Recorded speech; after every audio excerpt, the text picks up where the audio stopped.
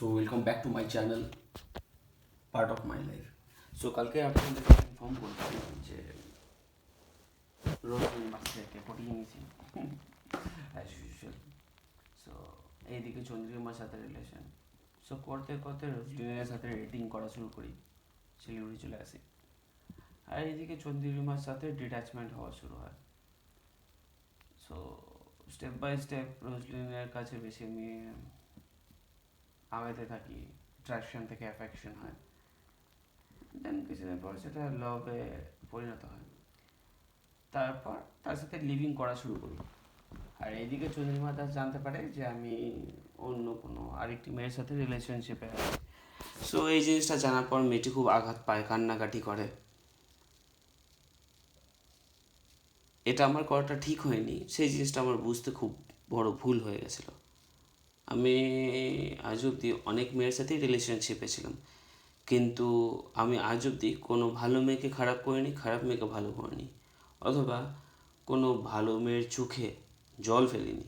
But আমার জীবনে সবথেকে বড় ভুল, আমি একটি মেয়েকে কাঁদিয়েছিলাম সেই সময়, আর সেই কাঁদানোটা আমার কাল হয়ে দাঁড়িয়েছিল আমার জীবনের জন্য। সো মেয়েটি আস্তে আস্তে জানার পর মেয়েটির সাথে ব্রেকআপ হয়ে যায় চন্দ্রিমার সাথে। রোজনের সাথে আমি লিভিংয়ে থাকা শুরু করি।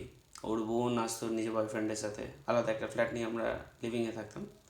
আমার মম ড্যাড আলাদা অ্যাজ ইউজুয়াল থাকতো, মম ড্যাডের সাথে দেখাও হতো। এরকম করতে করতে করতে রোজলিন বাসকে, যেহেতু সিভিল ইঞ্জিনিয়ার, ও একটি জব পায় সিকিমে। সো আমাকে বললো তুমি যাবে, আই সেড দ্যাট ইয়েস। হিলে যখন থাকা খারাপ না, অ্যাকোমোডেশন ফুড ভালোই দেবে। আমি ওখানে গিয়ে একটি জবে জয়েন করলাম। সো এরকম হতে হতে হতে হতে আমি মেয়েটির সাথে থাকা শুরু করলাম সিকিমে। আসা যাওয়া হতো মাসে 2-3 বার, একবার দুবার এরকম করে আসা যাওয়া হতো। হঠাৎ করে আমার ফাদারের স্ট্রোক হয়েছিল, আমি জানতে পেরেছিলাম রাত্রে। ধরে রাখো আজকে সকালবেলা স্ট্রোক করেছে, আমার মম, দিদি, জামাইবাবু আমাকে জানায় রাত্রেবেলা। আমি অনেক লেটে জানতে পাই। আমি আসি তার ঠিক একদিন পর, আই থট যে ঠিক হয়ে যাবে, কিন্তু আমাকে জানাতে লেট করেছিল তারা। আমি আসি বাবাকে দেখতে, আমি জীবনে ভুলবো না, বাবাকে দেখে জীবনে সব থেকে বেশি কষ্ট পেয়েছিলাম। বাবা একটা বাচ্চার মতো কাঁদছিল, হিসু হাগু করতে পারতো না, বেডে করতো, মুখ পুরো ট্যাড়া হয়ে গেছিলো, এক সাইড পুরো প্যারালাইসিস হয়ে গেছিলো। আস্তে আস্তে সেখান থেকে আমার ফাদার রিকভার করলো, বাবাকে হসপিটাল থেকে বাড়িতে নিয়ে আসা হলো। বাট আগের মতো বাবা সুস্থ ছিল না। তার কিছুদিন পর বাবা রিটায়ার্ড হলো। Then again I came back to Siliguri. So বাবা মা বললো যে লিভিংয়ে কেন থাকবি, বাড়িতে চলে আয় তুই আর রোজ। সো আমি আর রোজ দুজনে চলে আসি সিকিম থেকে, একসাথে থাকি। বাট আমি সেই সময় কোনো সময় বিয়ে করিনি রোজকে। সো কিছুদিন যাওয়ার পর বাবা বললো এক কাজ কর, একটা 4 হুইলার কিনে দিচ্ছি, চালা, আর কোনো জায়গায় জবও কর। সো আমার লাইফের সব থেকে হ্যাপি ডে, আমার ফাদার একটা 4 হুইলার কিনে দিল, গ্র্যান্ড আইটেন। সো গাড়িটা নিয়ে আমি খুব খুশি। তখন গাড়ি চালানো জানতাম না, শিখিনি। তো আস্তে আস্তে আমার একটা বন্ধু শিখায়, শিখতে শিখতে শিখে গেছি, শিখতে শিখতেই মানুষে শেখে। তো শিখলাম। আর এইদিকে রোজলিন আরেকটি জায়গায় জব পেলো শিলিগুড়িতে। আমি নেশাপাতি ছেড়ে জিমের দিকে গেলাম, তাহলে পরে আমার ফিজিকও ভালো থাকবে, নেশাপাতির দিকে যাব না। আর আমি একটু ভালো জায়গায় জবও পেয়ে গেলাম, জয় হিন্দ ট্রেডিং কোম্পানিতে as a accountant, junior accountant. So job করতাম, জিম যেতাম, আবার সকালবেলা জিম যেতাম, জবে যেতাম, এসে আবার ইভিনিংয়ে জিম যেতাম। সো লাইফ শর্টেড ছিল। সানডে করে ক্লাব যেতাম, ক্লাবিং করতাম, ফ্যামিলির সাথে থাকতাম, সবাইকে টাইম দিতাম। সো এই জিনিসটা চললো অনেক দিন। বাট ভালো জিনিস আমার তো ভালো লাগে না, as usual all man's a dog. So কিছুদিন পর আবার অন্য মেয়ের সাথে ফ্লার্টিং করা শুরু করলাম। সো এটা দেখে রোজও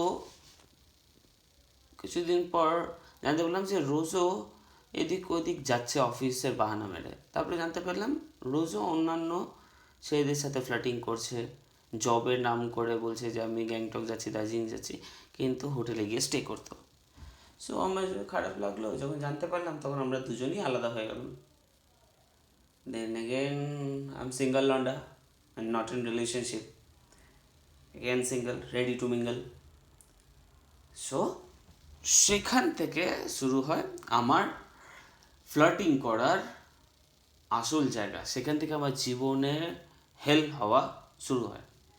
সো একটি দুটি গার্লফ্রেন্ড না, আমার সেই সময় শ্রীপর্ণা, অ্যানাশ্রী, রুমকি, ইপসিতা, ঈশানী, তিতলি, নীলাঞ্জনা, এতগুলি গার্লফ্রেন্ডকে একসাথে ডেটিং করছিলাম। যেহেতু ফোরদের নিচে 4 হুইলার আছে, ক্যাশও সাফিসিয়েন্ট আছে, আর ব্যাকআপও ভালো আছে, বন্ধু সার্কেলও ভালো। তো আমার সে সময় একটা বেস্ট ফ্রেন্ড ছিল, মনোজ কান্তি বৈশ্য। আমরা তাকে বেশ্যা বলতাম, ইন শর্ট ইয়ার্কিতে। মনোজ নাম ছিল, ইভেন্টের কোম্পানির ওনার ছিল। সো তার সাথে যেতাম, যাওয়া আসা করতাম, যেহেতু ইভেন্টের ওনার, ভালো পাওয়ার আছে, যেহেতু পলিটিশিয়ানদের সাথে উঠা বসা আছে, সো তার সাথে যাওয়া আসা হতো। এটা করতে করতে আরও বেশি মেয়েদের সাথে পরিচয় হওয়া শুরু হলো। তখন একটি মেয়ের সাথে অনেকদিন আগে পরিচয় হয়েছিল, মেঘা দাস। আমি জানতাম না যে মেয়েটা আমার ফাদার যেই অফিসে কাজ করেন তার, মানে আমার ফাদারের কলিগের মেয়ে, আর আমার ফাদার কলিগের ওয়াইফও, আরেকজনের ওয়াইফ আরেকজনের মেয়ে। আমি জানতাম না। আমি তাকে ফ্ল্যাটিং করা শুরু করলাম। ফ্ল্যাটিং করতে করতে তার প্রেমে পড়ে গেলাম।